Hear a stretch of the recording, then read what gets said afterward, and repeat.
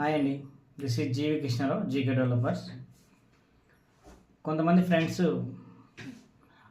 Business చేయాలా job చేయాలా అని అడుగుతున్నారండి. నా ఎక్స్పీరియన్స్ ప్రకారం ఏం చేస్తే బాగుంటుందని మీకు ఒకసారి నేను వివరిస్తాను. ఇప్పుడు బిజినెస్ చేయాలా జాబ్ చేయాలని అంటే మన ఫ్యామిలీ కండిషన్, మనం వచ్చిన పరిస్థితులను బట్టి ఉంటుందండి. ఇప్పుడు మీరు బిజినెస్ చేయాలి అనుకుంటే ఫస్ట్ నుంచి మీ ఫ్యామిలీ బిజినెస్ చేస్తుంటే మీకు బిజినెస్లో ఇబ్బంది ఏముండదు. కానీ జాబ్ చేసుకుంటా ఒకసారి బిజినెస్లోకి రావాలి అని అంటే దానికి అది అంత ఈజీగా కాదండి.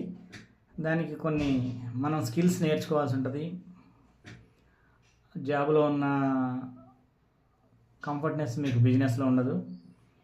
దానికి మనకి ఇంట్లో సహకారం ఉండాలి, ఫ్యామిలీ మెంబర్స్ నుంచి సపోర్ట్ ఉండాలి, కొంత ఫైనాన్షియల్గా సపోర్ట్ ఉండాలి.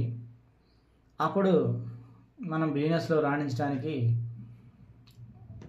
అవకాశం ఉంటుందండి. స్టార్టింగే నేను వచ్చి బిజినెస్ చేస్తాను అని చెప్పి మీరు వచ్చేస్తే మనకి అక్కడ తగిన స్కిల్స్ లేకుండా, అవగాహన లేకుండా, ఎక్స్పీరియన్స్ లేకుండా మనం బిజినెస్లో ఫెయిల్ అవుతామండి. బిజినెస్ చేయాలి ఎప్పుడైనా కానీ మనకి ఫ్యామిలీ సపోర్ట్ కంపల్సరీగా ఉండాలి. ఫ్యామిలీ మెంబర్స్ మీకు గైడ్ చేస్తేనే మీకు కాన్ఫిడెన్స్ ఉంటుంది. ఫ్రెండ్స్, బయట వ్యక్తులు ఇంకెవరన్నా చేస్తే మీకు ఆ సపోర్ట్ ఉండదండి, అంత కాన్ఫిడెన్స్ ఉండదు.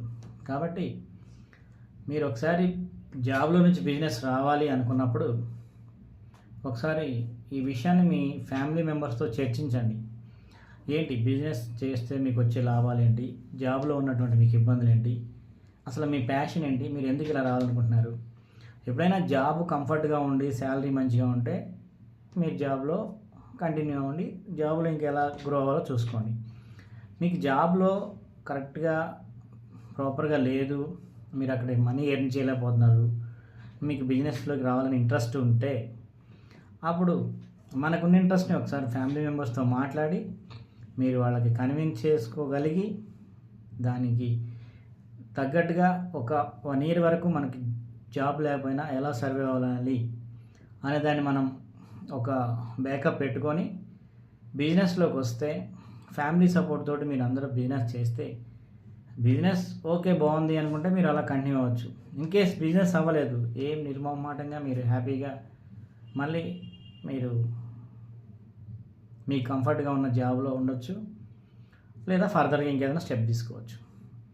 కానీ జాబ్ బిజినెస్ రెండు బ్యాలెన్స్ చేద్దామంటే అది ప్రాపర్గా అవ్వదండి. ఏదైనా కానీ ఒక సెగ్మెంట్లో మనం మాస్టరీగా ఉంటే మనకు ఆటోమేటిక్గా ఇంప్రూవ్మెంట్ వస్తుంది. ఇలా సక్సెస్ అయిన వాళ్ళందరూ కూడా అలాగా అన్ని సెట్బ్యాక్స్ తీసుకొని నేర్చుకొని వచ్చిన వాళ్ళే.